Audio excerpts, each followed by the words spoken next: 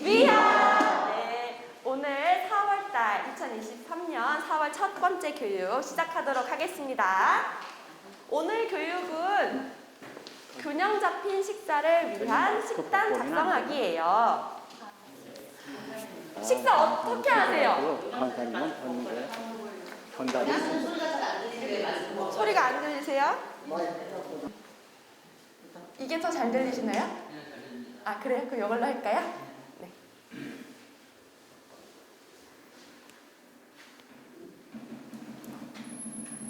약간 강사님이 마스크를 감기병이 약간 있으시대요. 그래서 마스크 쓰시고. 그게 더 안전하겠죠? 네. 식사들 어떻게 하시네요? 김치에서 밥 드시고 또? 그쵸. 그쵸. 그냥 김치도 다양하게 드시잖아요. 꼬들빼기 김치, 배추김치, 청각김치 여러 김치만 드시고 드시는 식단을 제가 많이 봐서 오늘 함께 균형 잡힌 식사를 위해서 식단을 작성해봤으면 좋겠어서 진행하는 수업이에요. 오늘은 식품 구성 자전거는 어떤 건지, 6가지 식품군은 어떤 건지 하루 식단을 한번 같이 작성해보는 시간을 가지도록 하겠습니다. 식품 구성 자전거는 2020 한국인 영양소 섭취 기준에서 권장 식사 패턴을 반영한 균형 잡힌 식단과 규칙적인 운동이 건강을 유지하는 데 중요함을 전달하기 위해서 제시된 식단 모양이에요. 이 자전거 많이 보셨나요? 작년에 저희 탄수화물, 단백질, 지질에 대해서 배울 때 매번 나왔던 자전거예요. 이 자전거가 어떤 건지 한번 자세히 알아보도록 하겠습니다. 앞바퀴에 뭐가 있죠? 네, 물이 있어요. 물은 충분한 물 섭취의 중요성을 알려주는 거고, 가운데 뭐예요? 가운데 표시되어 있는 거 뭘까요? 여기 이 사람이 뭐 하고 있어요? 네, 자전거를 타고 있어요.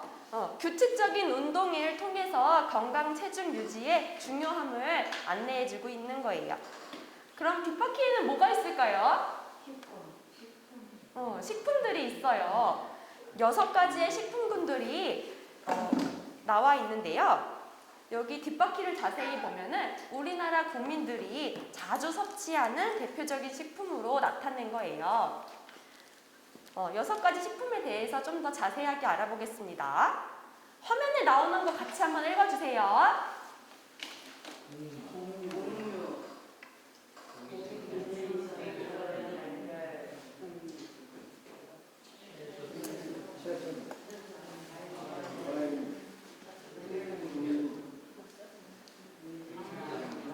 네, 맞아요. 곡류, 고기, 생선, 달걀, 콩류, 채소류, 과일류, 우유, 유제품, 유지, 당류가 6가지 식품군이에요. 곡류는 몸에 필요한 에너지를 공급하고 두뇌 활동에 중요한 에너지를 해요.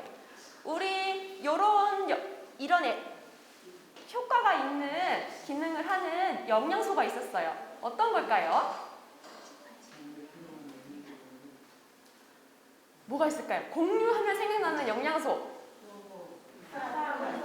맞아요. 탄수화물이 대표적인 곡류의 영양소예요. 요 네모칸들 보이시나요? 네, 이 네모칸은 1회 분량의 탄수화물이, 그러니까 곡류예요. 쌀밥, 현미밥, 잡곡밥, 다양한 밥 종류는 210g이 1회 분량이고 현미, 백미, 흑미 등등의 잡곡은 90g이 1회 분량이에요. 국수 말린 거 90g. 요거는 냉면 말린 거. 그 다음에 메밀국수. 그냥 잔치국수의 그런 모든 국수들은 90g이 1회 분량이고, 우동 생면은 200g이 1회 분량, 가래떡은 150g이 1회 분량, 라면 사리는 라면 한 봉지에 들어있는 게 바로 120g이에요.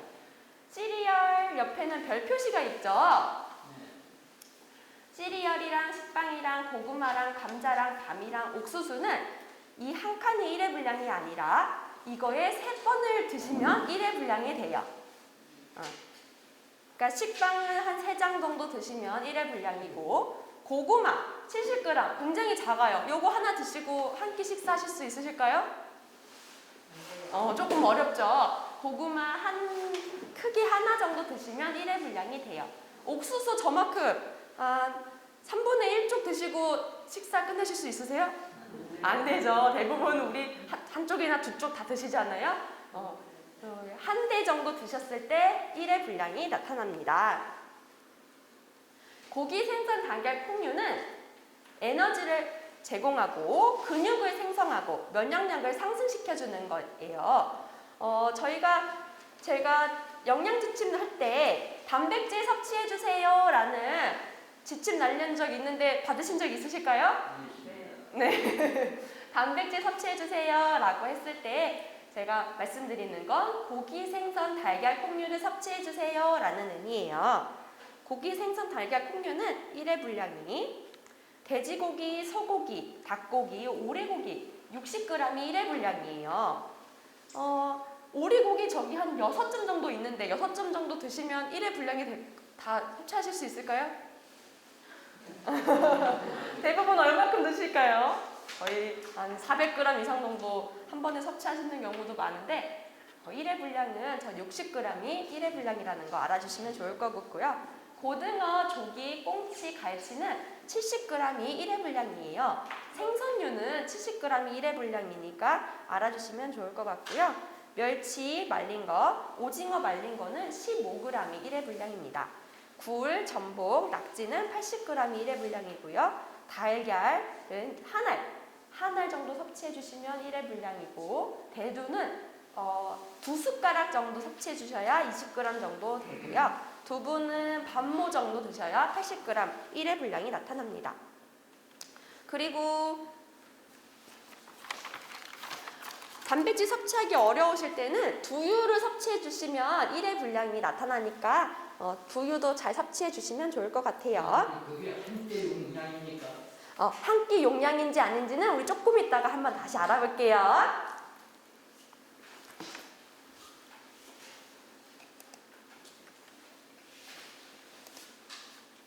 자, 채소, 과일류는 몸의 기능을 조절하고 변비 예방과 개선 효과가 있어요. 채소류에 들어있는 식이섬유, 무기질, 과일류에 들어있는 식이섬유와 비타민들이 바로 몸의 기능에 조절하고 변비 예방 효과와 개선 효과가 있답니다. 채소류는 애호박, 콩나물, 시금치, 취나물, 상추, 배추, 양배추, 깻잎, 피망, 부추, 미나리, 양배추, 치커리, 브로콜리, 가지, 다 70g이 1회 분량이에요. 브로콜리 3덩어리 정도 섭취하시면 1회 분량이 아니니까 70g 정도 섭취하시기 위해서 한 크게 5쪽 정도 섭취해 주시면 좋을 것 같고요. 단호박, 늙은 호박, 고구마 줄기도 70g이 1회 분량이에요. 단호박은 한 6등분 내시면 한 조각 정도 섭취해 주시면 되고요. 배추김치, 깍두기, 열무김치, 총각김치, 오이소박이 김치류가 굉장히 담아있는 양이 굉장히 적죠? 김치류도 1회 분량이 이렇게 작다라는 거 알아주시고 섭취해 주시면 되고요. 연근, 도라지, 팽이버섯, 느타리버섯, 새송이버섯, 미역 마른 거, 김 이렇게 더 있어요. 미역 마른 건 요게 10g이에요. 이거 10g 물에 불리면 여기 4, 5인분이라고 적혀 있거든요. 우리 미역국 먹었다고 됐어 오늘 나의 채소 섭취는 끝났어 라고 생각해 주시면 안 될 정도로 미역의 양이 굉장히 많아요. 이거 보시고 오늘 나가실 때 이 식품 1회 분량이 얼마큼인지 보실 수 있는 두유랑 미역이랑 쌀 드릴 거니까 봐주시면 되시고요. 미역으로만 미역국 먹는다고 채소 섭취가 다 끝나지 않는다는 거 알아주시면 될 것 같아요.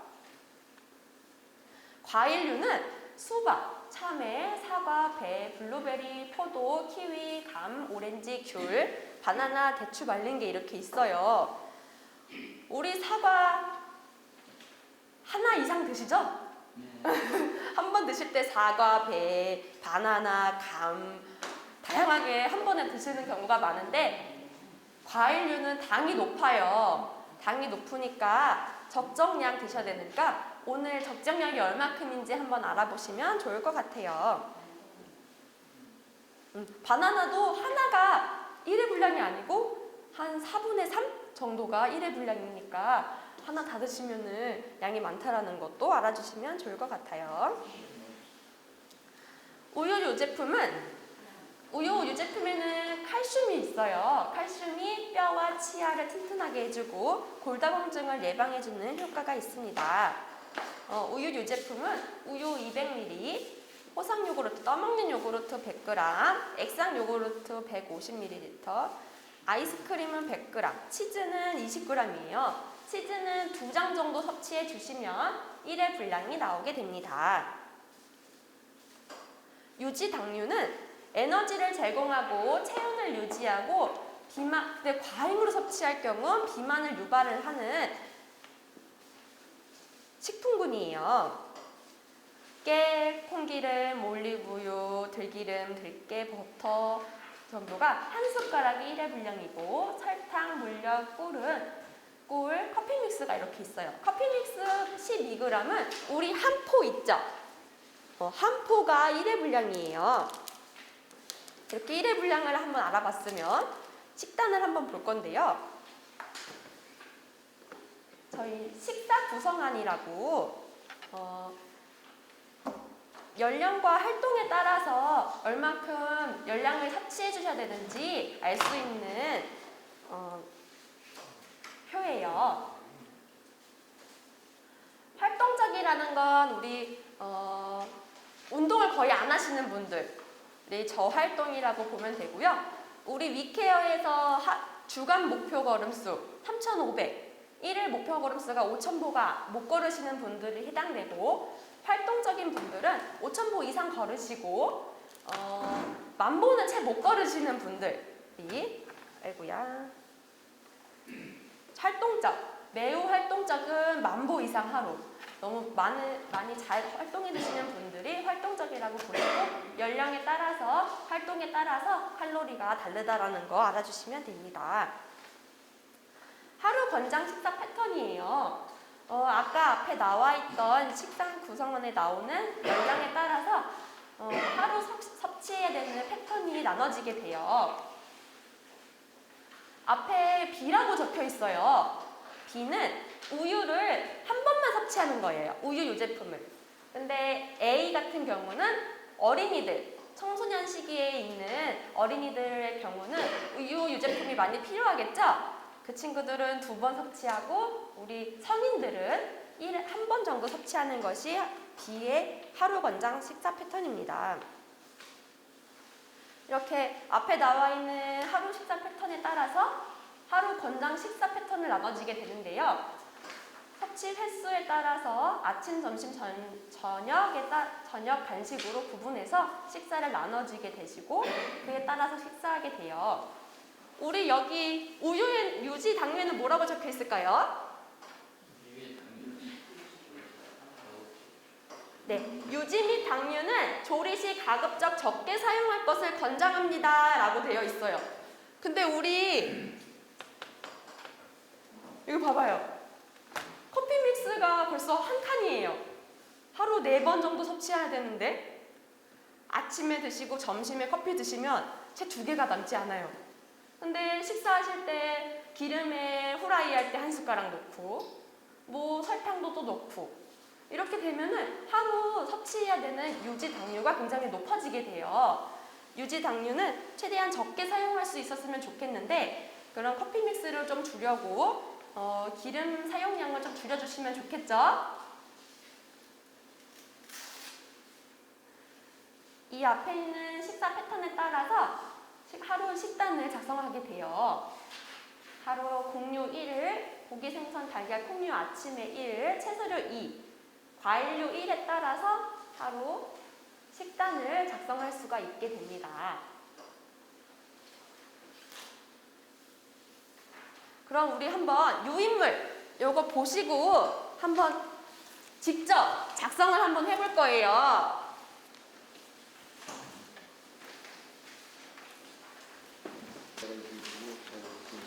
다 꺼내주셨나요? 자, 우리 그러면 연세에 따라서 한번 나눠볼게요.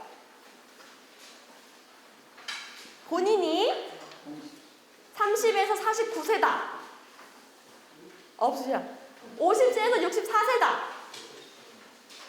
네, 되시면 여기서 활동적이냐, 저활동적이냐, 활동적이냐, 매우 활동적이다. 예, 보시고 그 부분에 이렇게 표시해 주세요. 이렇게 65세에서 74세다. 예, 해당한다. 네, 해당하시는 분들 남성, 여성에 따라 구분되고 활동, 저활동, 매우 활동으로 나눠지게 되어 해당하는 부분에다가 체크 한번 해주시겠어요? 여기 말고 여기 이거 다 꺼내셔야 돼. 이렇게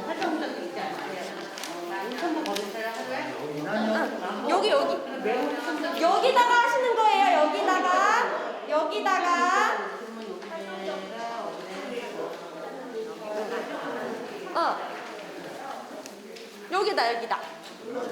여기다가 여기다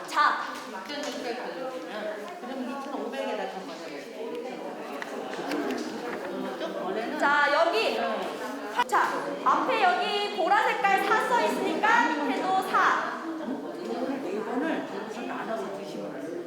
옆에다 적는 거 아니고 세로로 적는 거예요. 세로에다만 적어주시면 돼요. 저랑 진도 같이 나가요. 네, 적어주세요.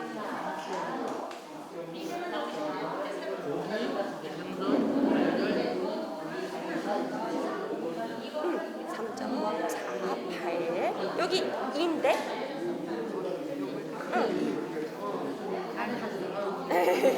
그러실 수 있어요. 너무 처음 하는 거라서 어렵죠. 자, 요거는 같이 해볼게요. 그러면 자, 앞에 보실게요. 자, 공유는 무슨 역할을 할까요? 맞아요. 활동하는데 필요한 에너지를 제공해요. 활동하는데 필요한 에너지를 제공하는 영양소는 뭘까요? 탄수화물. 맞아요. 탄수화물이에요. 자, 고기, 생선, 달걀, 콩류는 어떤 역할을 하죠? 몸의 피와 근육을 만들고 면역력을 높여주는 역할을 해요. 고기, 생선, 달걀, 콩류의 대표적인 영양소는 뭘까요? 단백질이에요. 단백질의 밑줄.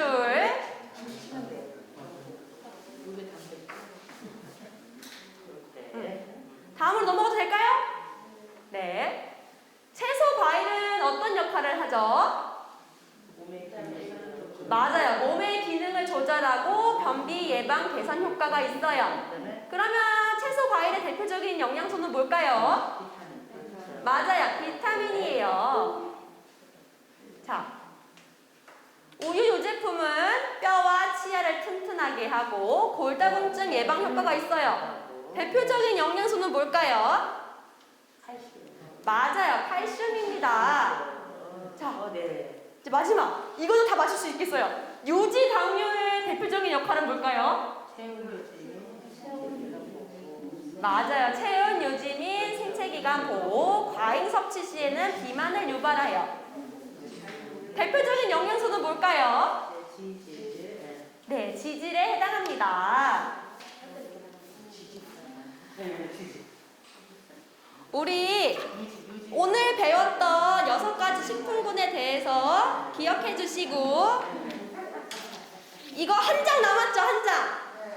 한 장은 뭘까요? 집에 가서 해보시라고 한 장 더 넣어놨어요. 집에 가서 또 다른 식단 작성해서 식사 골고루 해주세요.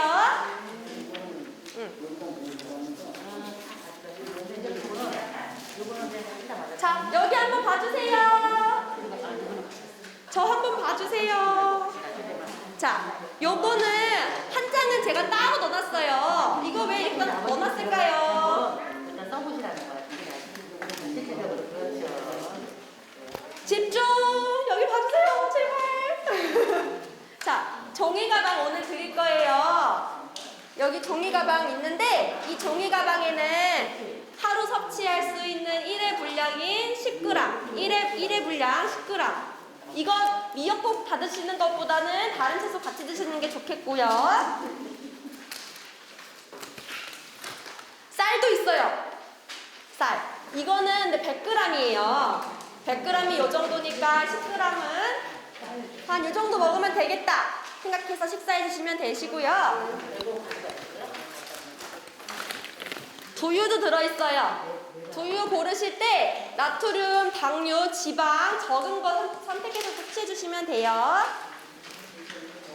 여기 있는 자석은 이렇게 해서 어디에 붙일까요? 냉장고. 맞아요. 냉장고에 붙여서 내가 많이 먹는 게 아니고 이 정도 섭취해야 된다라는 거 기억해 주시면 되세요. 그런데 중요한 거. 이 모든 식사 구성안은 정상 체중에 해당하는 사람들이 하는 거예요. 근데 우리 BMI 매번 우리 인바디 측정하죠? 인바디 측정하면 BMI 수치가 나와요. 그 수치에서 25 이상 나오면 밥은 한 끼에서 2숟가락은 덜어내고 드셔야 돼요. 그렇게 해야 체중이 빠져요. 운동은 열심히 하는데 식사는 든든하게 하시면 살은 잘 안 빠져요. 우리 건강한 체중을 유지하기 위해서 뭐가 필요하다고 했죠?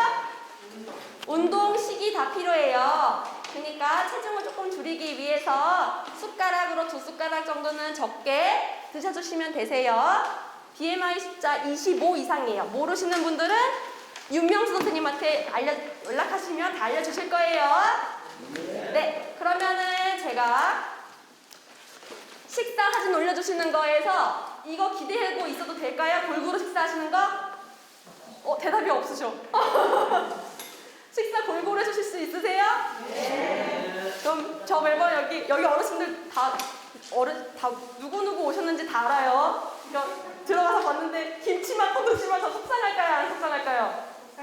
속상해요. 그러니까 김치만 드시지 마시고 다른 채소들, 김치에 다른 채소 반찬 하나, 단백질 하나 이렇게 섭취해 주시면 돼요. 네. 균형 잡힌 식사 해주실 거죠? 네. 작게 들려요. 다시 한 번. 골고루 드실 수 있으세요? 네. 그러면 오늘 수업은 여기서 마치도록 하겠습니다. 자, 잠깐만. 우리 영상 하나만 더 보고서 끝내도록 할게요. 말라리아 바로 알기. 우리나라는 말라리아 발생 국가입니다. 다들 모기에 물린 경험 있으시죠? 그 모기로 인해서 우리가 말라리아에 걸릴 수 있다는 사실을 아시나요? 말라리아는 원충에 감염된 모기에 의해 발생하는 감염병으로 말라리아를 일으키는 모기가 흡혈을 할 때 원충이 사람의 몸으로 들어와 감염됩니다. 원충은 간에서 증식한 후 혈관으로 들어가 적혈구를 파괴합니다. 이때 모기가 물면 사람에서 모기로 원충이 이동하고 이 모기는 내 주변의 사람들을 감염시킬 수 있습니다. 우리나라는 말라리아 환자가 매년 300명 내외로 발생하고 있으며 해외여행으로 말라리아에 걸리는 경우보다 국내에서 감염되는 사례가 대부분입니다. 휴전선 인근 지역인 인천, 경기, 강원에서 거주하거나 군 생활, 여행을 다녀온 뒤 주로 발생하고 있습니다. 말라리아 매개 모기는 낮에는 나뭇잎 뒷면이나 벤치 밑에 숨어 있다가 해가 지면 사람들이 있는 곳으로 이동하여 흡혈합니다. 말라리아에 걸렸을 때 어떤 증상이 나타날까요? 말라리아 증상은 48시간 간격으로 춥고 떨리다가 열이 발생하고 이후엔 땀을 흘리고 잠시 회복된 뒤 다시 증상이 반복해서 나타납니다. 이외에도 두통, 설사, 구토를 할 수 있습니다. 흔히 다른 감염병 증상, 감기 몸살이나 장염 증상과 비슷하고 이러한 증상들은 모기에 물린 후 짧게는 7일, 길게는 수년 뒤에 나타날 수 있습니다. 말라리아는 어떻게 치료하나요? 이런 말라리아 의심 증상과 함께 최근 2년 이내에 말라리아 위험 지역에 거주하거나 방문한 적이 있다면 가까운 보건소나 의료기관에서 말라리아 진단검사를 받으시길 바랍니다. 진단받은 말라리아 환자는 말라리아 치료제를 철저하게 복용하면 완치할 수 있습니다. 말라리아에 걸리지 않으려면 어떻게 해야 될까요? 말라리아에 걸리지 않으려면 모기가 주로 활동하는 해가 진 이후에는 야외 활동을 자제하고 만약 야외 활동을 하게 된다면 밝은색, 긴 옷을 입습니다. 그리고 장시간 야외 활동을 지속할 경우 반드시 모기 기피제를 사용하고 실내에서는 방충망을 꼼꼼히 점검하고 모기장을 사용합니다. 일상생활에서 조금만 주의한다면 말라리아는 충분히 예방할 수 있습니다. 말라리아 바로 알고 예방 수칙을 꼭 지켜주세요. 질병관리청. 하나만 더 볼게요.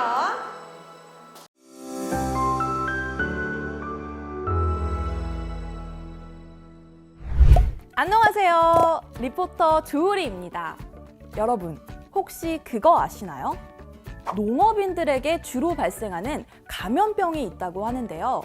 바로 진드기 매개 감염병입니다. 진드기 매개 감염병이란 진드기에게 물려 발생하는 감염병인데요. 여기서 정확한 정보를 확인하기 위해 질병관리청의 이야기를 들어보겠습니다.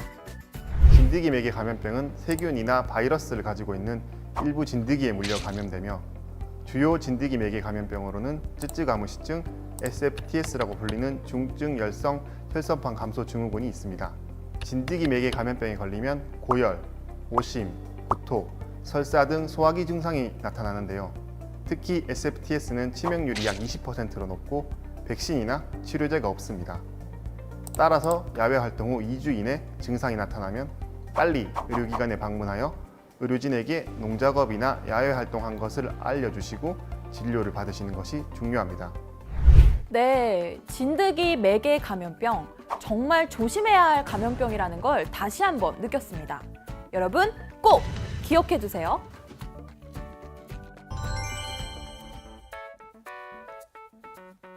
자, 지금부터는 진드기 매개 감염병을 예방하기 위해서 우리 농업인들이 어떻게 행동해야 하는지 알아볼까요? 진드기 매개 감염병의 가장 확실한 예방법은 진드기에 물리지 않는 것입니다. 일단 농작업 시 피부 노출을 최소화하기 위해 안전한 복장을 갖춰주는 게 가장 중요합니다. 그러기 위해 모자, 목수건, 긴팔, 토시, 장갑, 긴 바지, 양말, 장화까지 꼭 착용해주세요. 이때 소매는 토시로 단단히 여미고 바지는 양말 안으로 집어넣는 것이 좋습니다. 그리고 농작업 전에는 진드기 기피제를 충분히 뿌리는 것도 중요한데요. 제품의 효과와 지속 시간을 확인해서 간격에 맞춰 뿌려주세요. 농작업 도중 휴식을 취할 때는 잔디에 그냥 앉기보다는 농작업용 방석이나 돗자리를 사용하는 게 좋습니다. 농작업 후에는 다른 세탁물과 분리해 작업복만 단독 세탁하고 전신 샤워나 목욕을 해야 합니다. 목욕 시 진드기에 물린 상처나 검은 딱지가 있는지도 꼼꼼히 살펴봐야겠죠? 여기서 잠깐! 혹시 피부를 물고 있는 진드기를 발견했을 땐 어떻게 해야 할까요? 손톱으로 눌러 터뜨리면 될까요? 절대 안 됩니다. 진드기의 혈액이 피부에 닿으면 감염될 수도 있어서 진짜 조심해야 돼요. 그리고 진드기의 주둥이는 톱니나 낚싯바늘의 모양이어서 웬만해서는 제거하기가 어렵다고 해요. 따라서 가까운 의료기관에 방문해 제거하는 것이 가장 확실하고 안전한 방법입니다. 진드기 매개 감염병은 농작업 활동에서 50% 이상 발생하는 만큼 농업인의 특성상 감염병에 노출되기 쉬운 질병입니다. 최선의 예방은 진드기에 물리지 않는 것입니다. 예방 수칙 및 주의사항을 잘 지킨다면 감염병을 예방하고 관리할 수 있습니다. 특히 야외에서 농작업 활동 전과 활동 중, 또 활동 후까지 예방 수칙을 꼭 준수해 주시기 바랍니다. 지금까지 진드기 매개 감염병에 대해 알아봤는데요. 진드기로 인해 발생하는 감염병 예방 수칙을 꼭 지켜서 안전한 영농철, 건강한 수확철을 보내시길 바랍니다. 여러분, 안녕!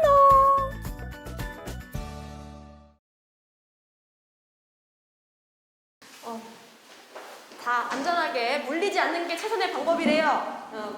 다 목토시 다 안전하게 팔 하시고 양말도 꼭 신으시고 안전하게 활동하시면 좋겠습니다. 자, 오늘 나가시면서 여기 기피제랑 선물 같이 받아가시면 되세요. 네. 연필은 책상에 두시고 유인물은 집에 가져가시면